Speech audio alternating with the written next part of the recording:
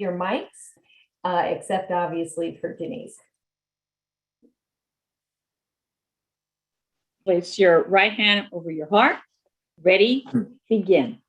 I pledge allegiance to the flag of the United States of America and to the republic for which it stands, one nation, under God, indivisible, with liberty and justice for all. Okay, thank you very much. And then we will move on to our roll call. Okay, here we go. Hopefully you can all hear me. All right, Alhambra. Stevens, I'm here, Alhambra. Arcadia. Roger here. Azusa. Robert, present. Bradbury. Claremont. Corey Kalaka, present. Covina.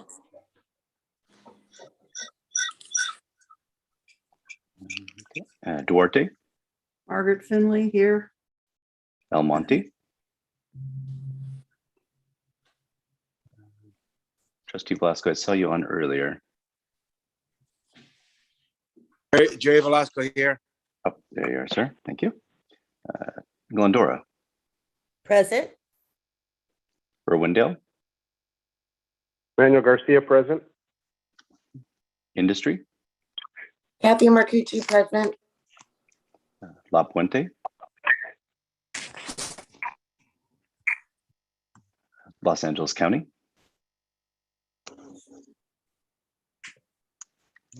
Laverne. Elise Rasmussen, present. Monrovia. Here. Monterey Park. Joseph Leon, present. Pasadena. Present. And Pomona. Here. Rosemead. Sandra Armenta, present. San Dimas. Good morning, Ryan Viana, present. Good morning. San Gabriel. Present. Sierra Madre. John Capocha, present. South Pasadena. Joe here. Temple City. Here, good morning. Was Rick able to get in? No. Did He's Trustee having some Burkett? trouble also. Okay. Did Trustee Burkett communicate with any members of my staff? He hasn't reached out to me thus far. He should be joining now. Thank you very much. Awesome. And thank you, Cynthia, for that reminder. Walnut. And West Covina. I'm here. And I'll go back to the members that we missed. Bradbury.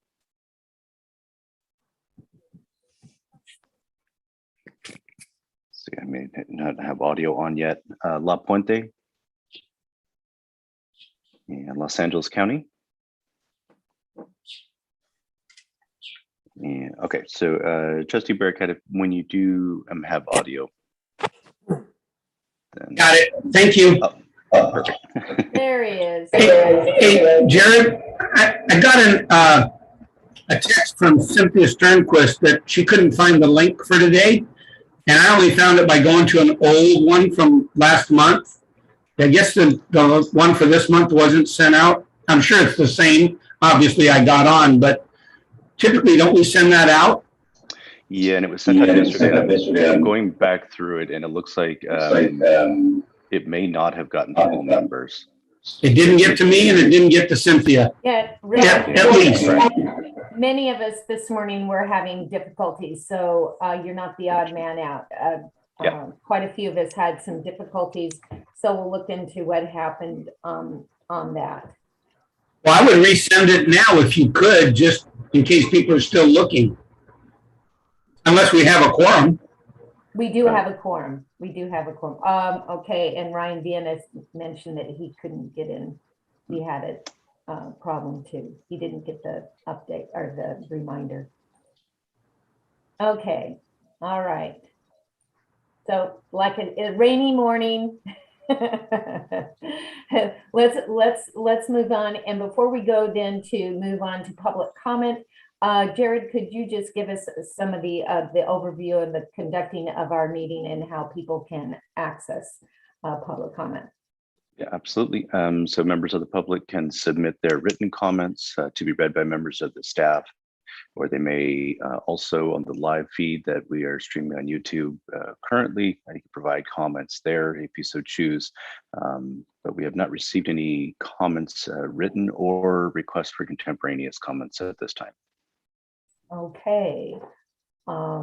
Not hearing under item 2, opportunity for public comment on non-agenda items, not hearing or seeing anyone asking for that. We will close that and move on to item 3, which is consider resolution 21-03, resolution of the Board of Trustees, San Gabriel Valley Mosquito and Vector Control District proclaiming a local emergency, ratifying the proclamation of a state emergency on March 4th, 2020 by California Governor Gavin Newsom, and authorizing remote teleconference meetings of the legislative bodies of the San Gabriel Valley Mosquito and Vector Control District for the period commencing October 8th and running until November 8th, pursuant to the applicable Brown Act provisions. And that is in Exhibit 3A of your agenda packet. And Jared, if you've been attending any meetings recently, you've probably seen the same resolution come up. And it has to do with obviously our continuing to meet virtually. If you could, is there anything else? Move approval to like Claremont. Thank you. Do we have a second? I'll second that. Okay, we've got a motion by Corey Kaleke, a second by, I believe that was Rick Bearcat. And can we have a roll call vote, please? Certainly. Alhambra. Yes. Arcadia. Yes. Azusa. Yes. Bradbury. Yes. Claremont. Yes. Duarte. Yes. El Monte. Yes. Glendora. Yes. Irwindale. Yes. Industry. Yes. La Puente. Los Angeles County. Laverne.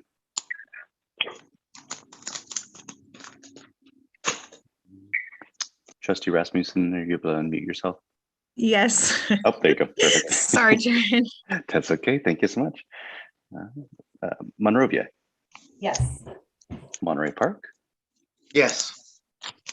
Pasadena. Yes. Pomona. Yes. Rosemead.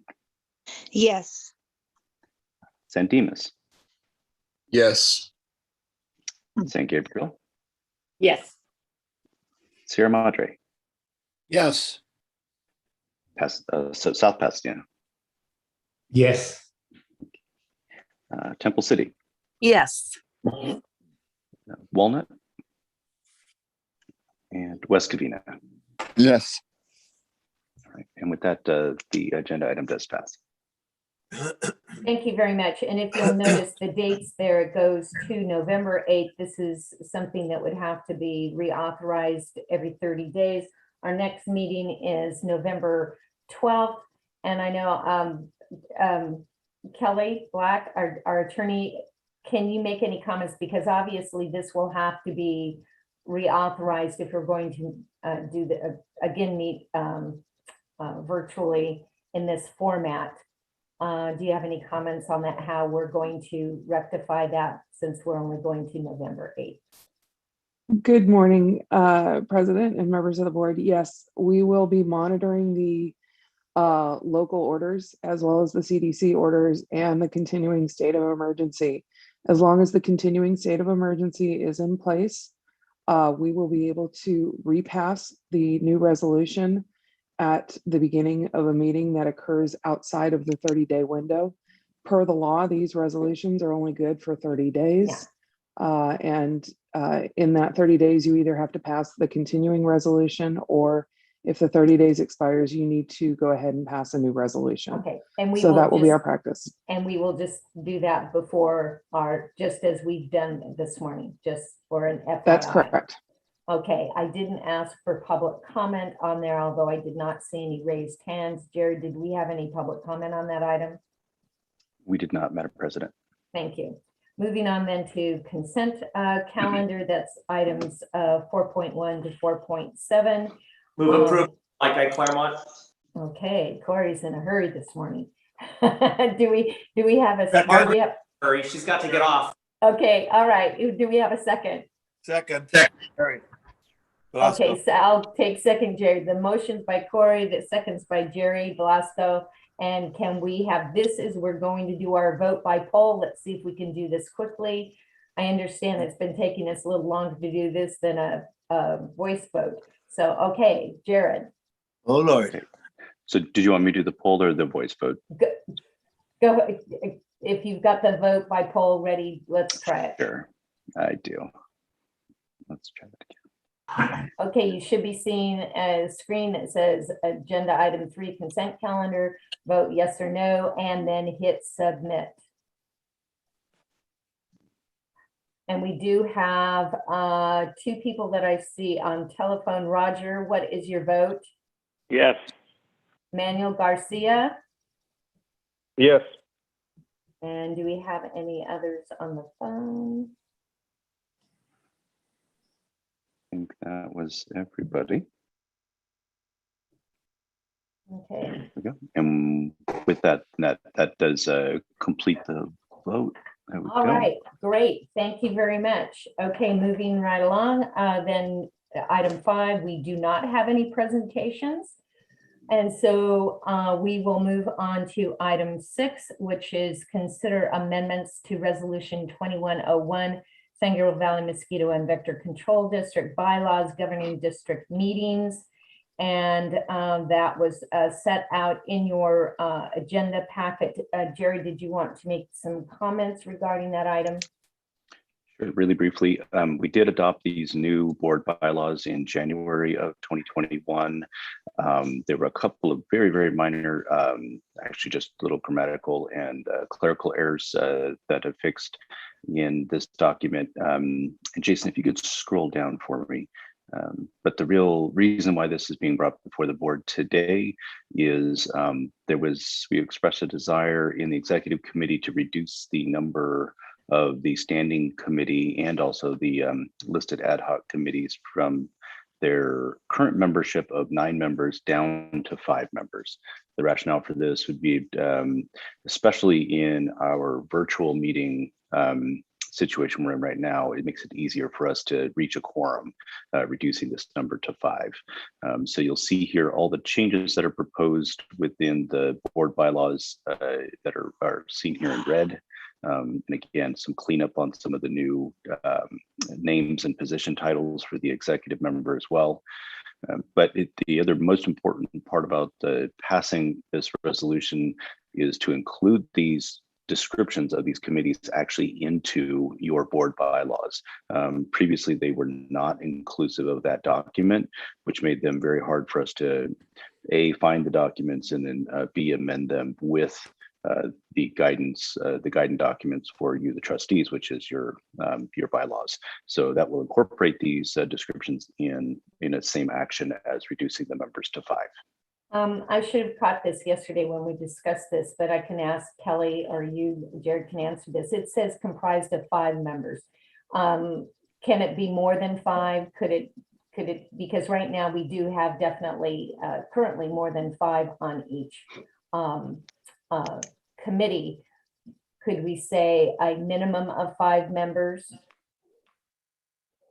You could either do a minimum of 5 members or no less than 5 members. Or no less than 5, yeah, no less than 5 members.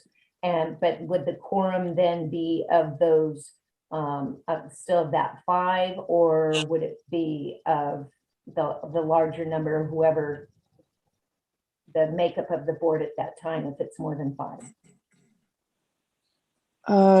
I need to double check how we define quorum, but if quorum is defined as a majority, it will need to be a majority of those that are on the board. Okay.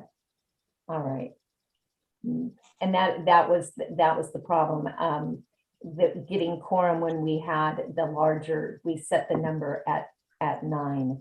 So I'm good either way here. I just wanted to throw that out. Are there any comments from the trustees?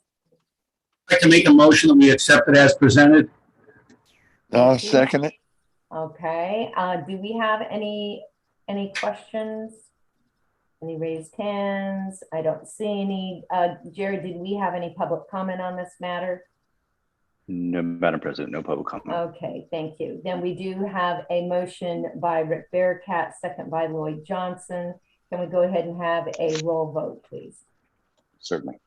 Alhambra. Yes. Arcadia. Yes. Azusa. Yes. Bradbury. Yes. Claremont. Yes. Duarte. Yes. El Monte. Yes. Glendora. Yes. Irwindale. Yes. Industry. Yes.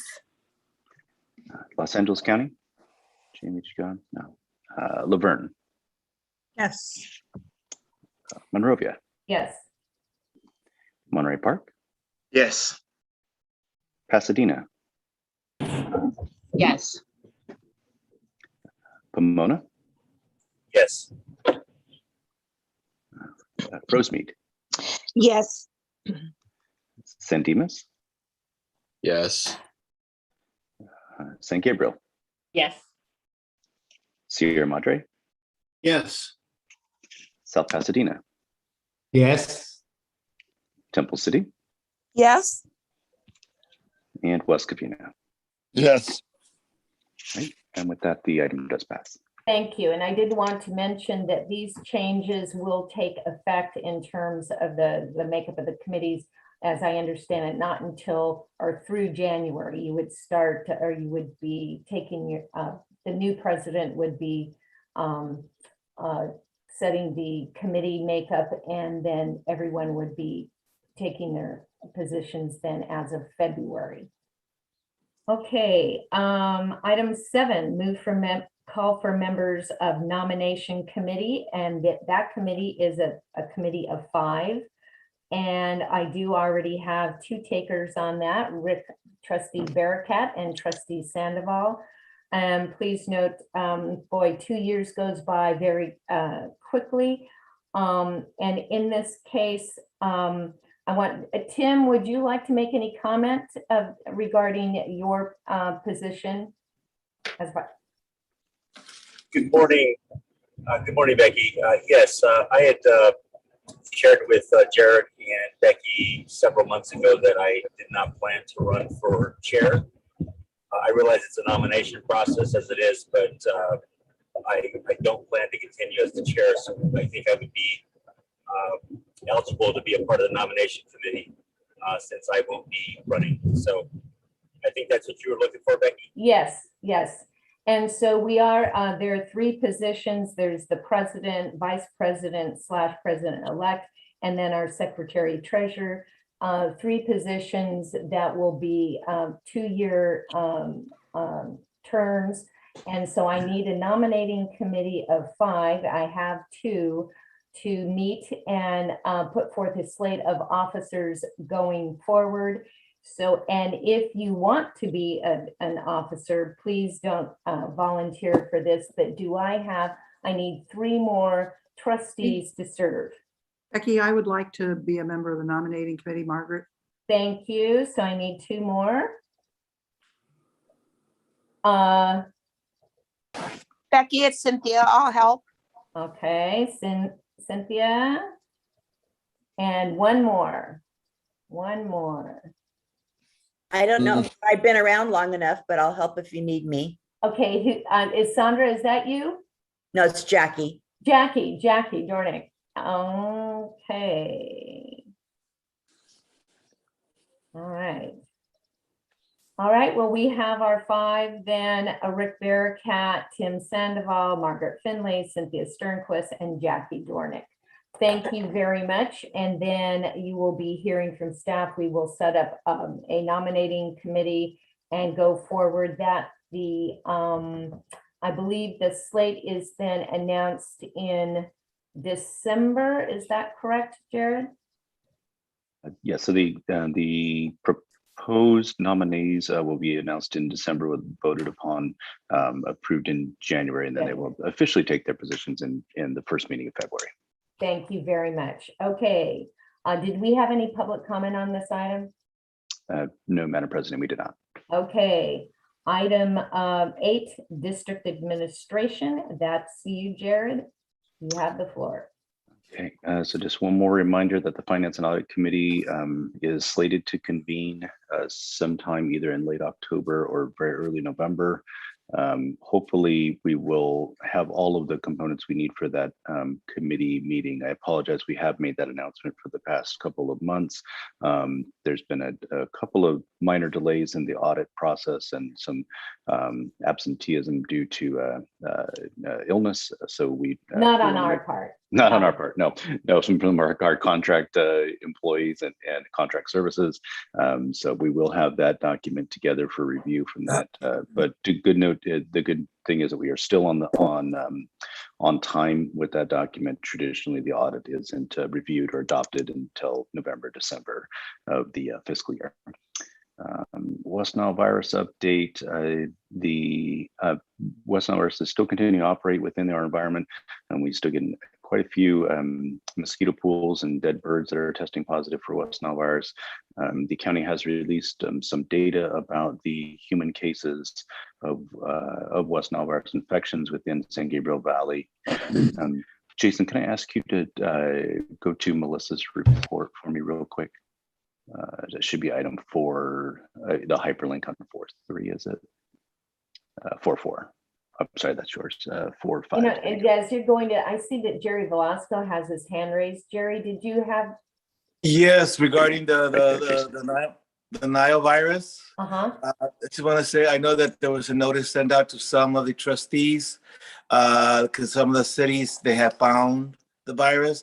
And I'd just like to encourage the trustees that received the notice to contact the city manager so that the cities could get involved and send out the promotion that the organization is sending out to inform the public, especially the cities that they have found some of the virus out there. I know that Levy and Jarrett, I believe you guys sent a notice out. Yes, you will receive notifications from either Levy or myself, or copied on those notifications. But you're 100% correct, Trustee Velasco. It is critical for our trustees to help engage the cities. This time of the year is not the time to drop our guard. There's still plenty of virus operating in San Gabriel Valley and being transmitted amongst the reservoir hosts, the birds and the mosquitoes, to our human populations. We are still continuing to receive notifications from the county of suspect West Nile virus cases. So just because the temperatures are cooling and the days are shortening and it seems like we're out of the danger zone for West Nile virus, that's simply not the case.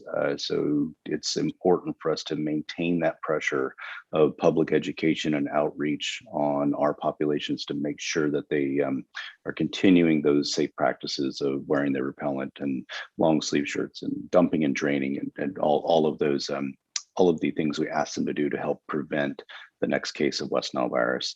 So Jason, if you could scroll down just one, Melissa summarizes the total human population. There we go, stop right there. So far there's been 11 cases of West Nile virus in Los Angeles County.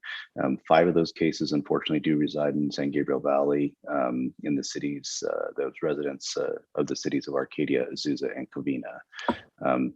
The death that was reported in the press release that was sent out by the county health department several weeks ago, we did receive confirmation that that individual did not reside in San Gabriel Valley, to clear up that confusion. Jared, one of the things that I recommend that even if your city has not been identified, that we still go out and send out the notice, because you send out a flyer or notice information to give it to the city manager, because we could get it to the police department, the organizations, the parks and recs, and get those flyers out in different languages. And also the cities that have cables, like El Monte, we have cable stations. They're open to whatever we need. And I'm sure the other cities have the same policy, that we put on some public service announcements within our cable stations. And I know our city manager, I think, is already in touch with you to make sure that that happens, because we don't want that epidemic. We need to kill. I might also mention that the Mosquito Vector Control District does have a Facebook page, and so you can go on there and you can easily share their messages to your own page.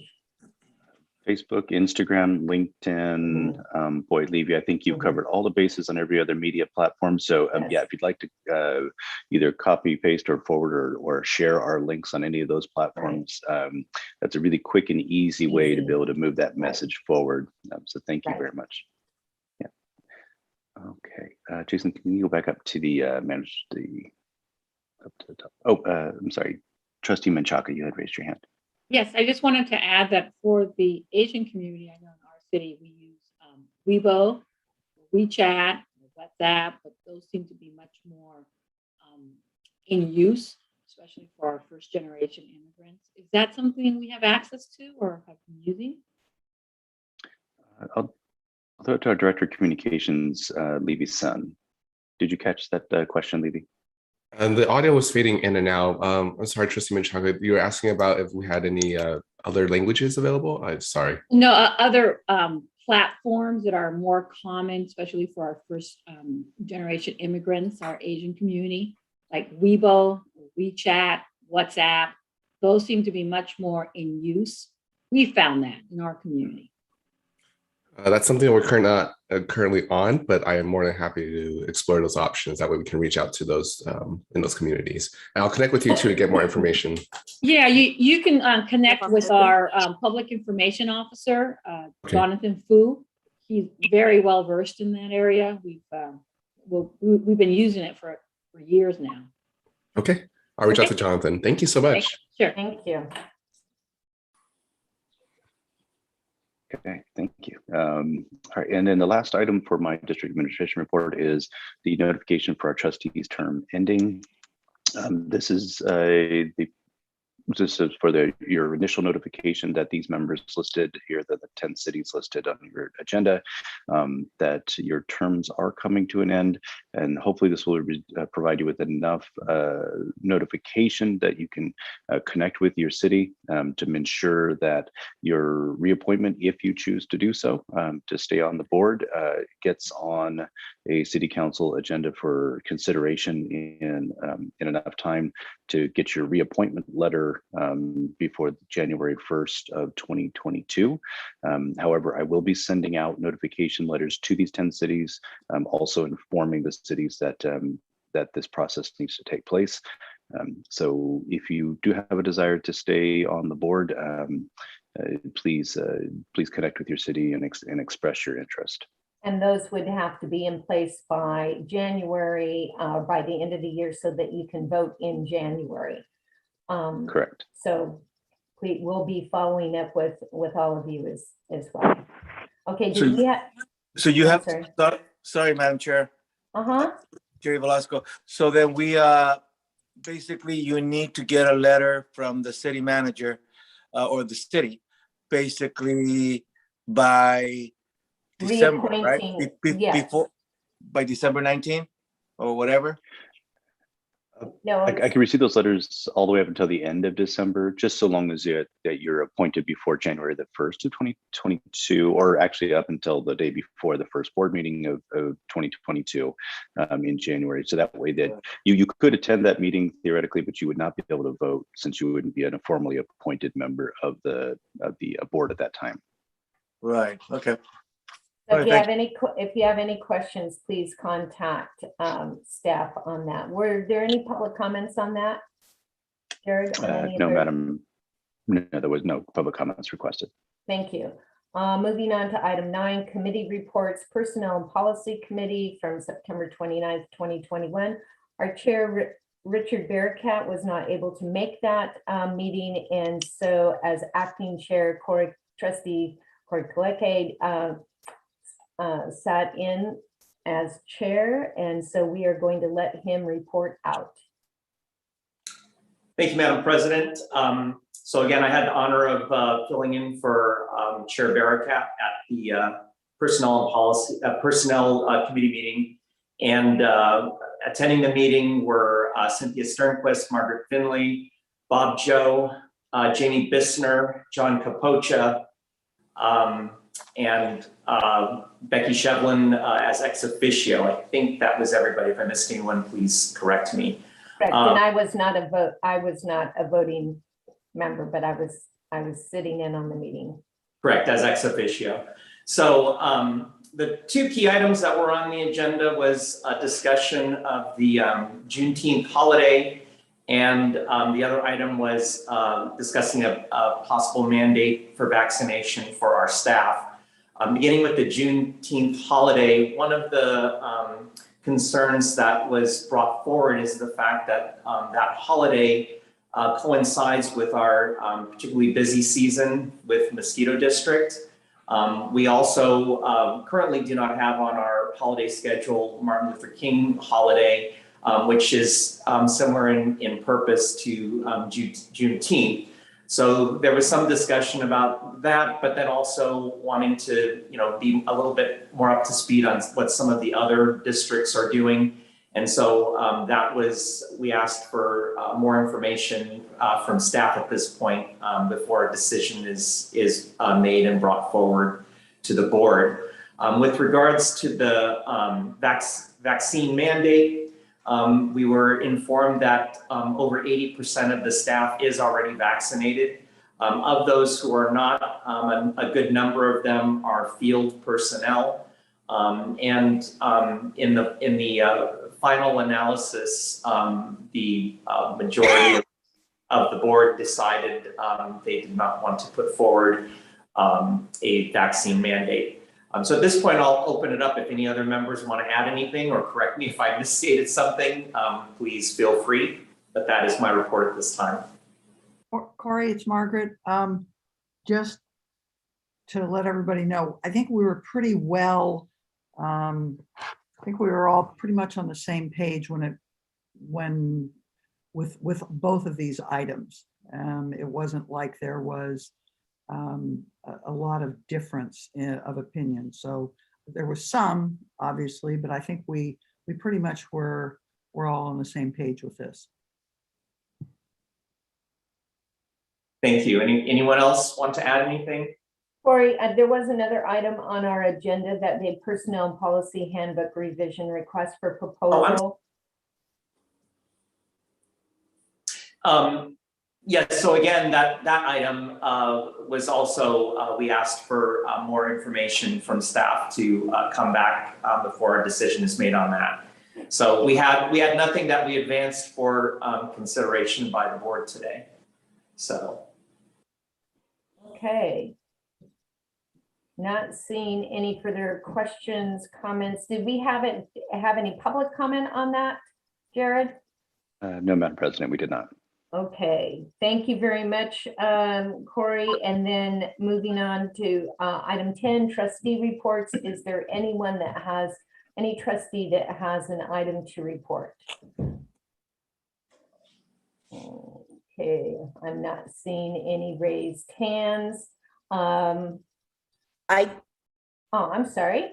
This is Jackie. Hi, Jackie.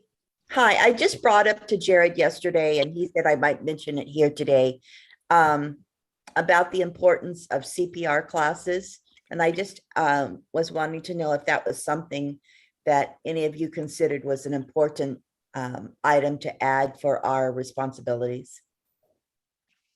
In terms of our staff, our trustees? Trustees.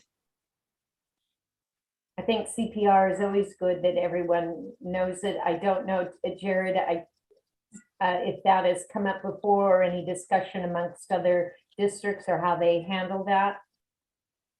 And it was a great point brought up by Trustee Dornick. It is not currently in our either required or optional trainings for the trustees, but the district is always looking for ways to improve our emergency readiness, or because when we do meet eventually in public, these situations can and will arise.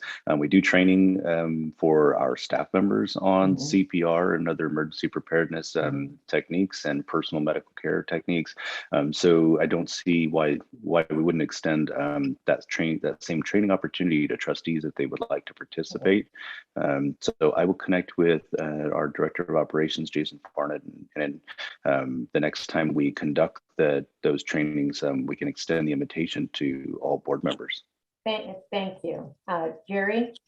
Yes, is it possible that we extend the invitation not only to the trustees, but to their family members? Because if we have a heart attack, somebody's got to give us the seat. So maybe a family member's going to do it. Is that possible? I would have to check and see what the per member charge is on this on the CPR. There could be a system that we could put in place for if family members would like to attend that meeting, then we could have them reimburse the district for their expense. I could pay directly for the trustees to attend, given your role and your quasi employment at the district. But I think the family members, we may be able to make it available, but perhaps not funded for them. This will be a great item for new business, or you can research that and then bring that back to us at a future meeting. Thank you, Jackie, for bringing that up. Any other, Elise Rasmussen? Just to piggyback on that, the Los Angeles County Department of Public Health used to provide free teaching for hands-only CPR. So that does not include the breathing, but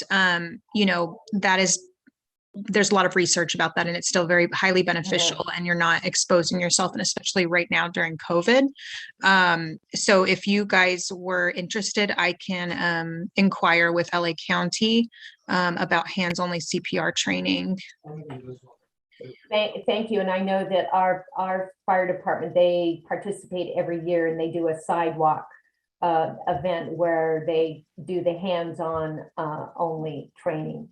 So I think we've got direction that we can put that under new business or research and bring back. And thanks, Elise, if you could get that information from the county and forward that on to staff, that would be great.